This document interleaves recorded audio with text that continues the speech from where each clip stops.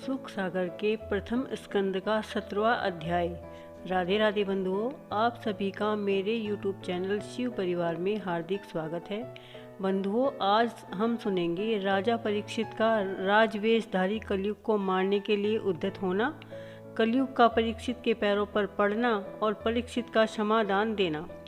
सूत जी बोले, हे शौनक, जब धर्म और पृथ्वी ऐसी वार्ता कर रहे थे उसी समय राजसी वेश में एक शूद्र वहां आया। वह हाथ में एक लंबा सा डंडा लिए हुए था। उसने गौ पर जोर से एक डंडा मारा और उस डंडे तथा पैर से भी वह गौ और बैल को बारंबार मारने लगा।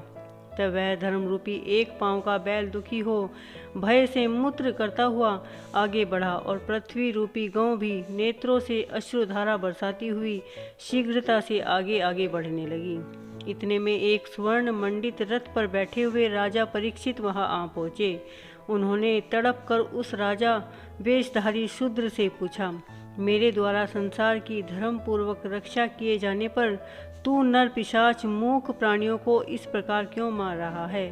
क्या तू समझता है कि अब गौ रक्षक श्री कृष्ण और महाबली अर्जुन नहीं है तो अब संसार में दूसरा कोई वीर नहीं है? रे दुष्ट, तू मेरे इन तीक्ष्ण बाणों से वध किए जाने के योग्य है। हे एक पांव से चलने वाले वृषभ, कहो तुम कौन हो? क्या तुम मुझे कोई संकेत देने के लिए आए हो? और हे चारों चरणों वाली, अपने नेत्रों से अविरल अश्रुधारा बरसाने वाली गौ माता, कहो तुम्हें क्या दुख है? मैं तुम्हारे कष्टों को नहीं सहन कर सकता, क्योंकि जिसके राज्य में दुष्ट को दंड न मिले और दुष्ट सज्जनों को पीड़ित करे, वह उन्मत्त राजा नष्ट हो जाता है। जो राजा दुष्टों को दंड नहीं देता, वह घोरतर नरकवास का अधिकारी होता है। किंतु दुखी जनों को दुख से मुक्त करना और इस प्रकार धर्म की रक्षा करना ही राजाओं का परम धर्म है। हे वृषभदेव, कहो तुम्हारे शेष 3 पांवों को किसने काट डाला है? हाँ, मैं तुम्हारे इस दुख से बड़ा दुखी हूँ।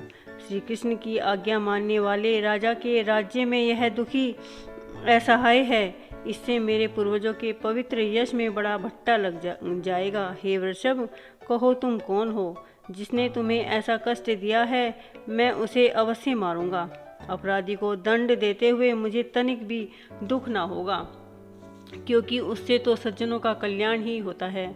फिर मेरा कुछ ऐसा स्वभाव भी है कि यदि अपराध करने वाला कोई साक्षात देवता ही क्यों न हो, परंतु मैं उसे बिना मारे नहीं रहता और पल मात्र में ही उसे वस्त्राभूषणों से सज्जित शरीर को खंड खंड करके पृथ्वी पर गिरा देता हूँ।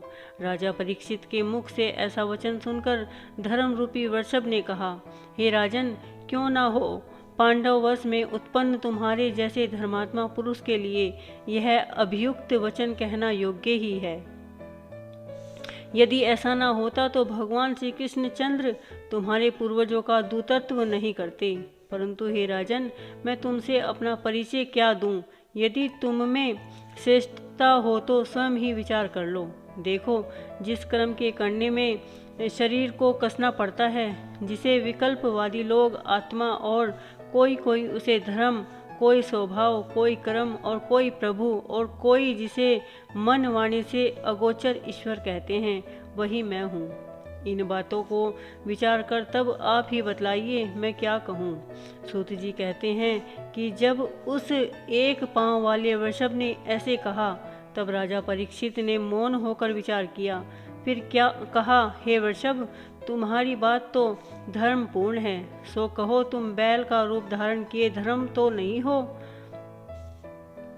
क्योंकि तप, शौच, दया और क्षमा तुम्हारे 4 चरण कहे गए हैं। उसमें गर्व, स्त्री, प्रसंग और मद के इन 3 अधर्मी अंशों से तुम्हारे 3 पांव तो नष्ट हो गए हैं और अब केवल सत्य रूप तुम्हारा एक पांव बचा है, जिसे असत्य से बढ़ा हुआ यह अधर्म रूप कलिकाल नष्ट करना चाहता है। परंतु मैं उसे सहन नहीं कर सकता, क्योंकि जिस राजा के राज्य में दुष्ट लोग प्रजाओं को पीड़ित करते हैं, उनका यश, आयु, ऐश्वर्य और सत्कर्म सब कुछ नष्ट हो जाता है। फिर दुखी जनों को सुखी करना राजा का परम धर्म है। इसमें प्राणियों को मारने वाले इस दुष्ट को मैं मारूंगा। तुम्हारे पैरों को किसने काट डाला है? भगवान कृष्ण के अनुवर्ती राजाओं के राज्य में ऐसा नहीं होने पाएगा।